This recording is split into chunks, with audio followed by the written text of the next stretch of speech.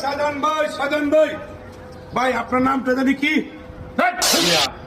আমার নাম ধরে ডাকছে, আবার আমার নাম কি? ও আচ্ছা ভাই, সাজান ভাই আপনি এই করিম ভাইয়ের ছেলে না? শালা কোন গাদার ঘরের গাদার কান্নায় পড়লাম। এই মাল টাল খাস নাই? আমুক ভাই আমার বাপু ভাই, আমি করিম ভাইয়ের ছেলে না, করিম চাচার ছেলে।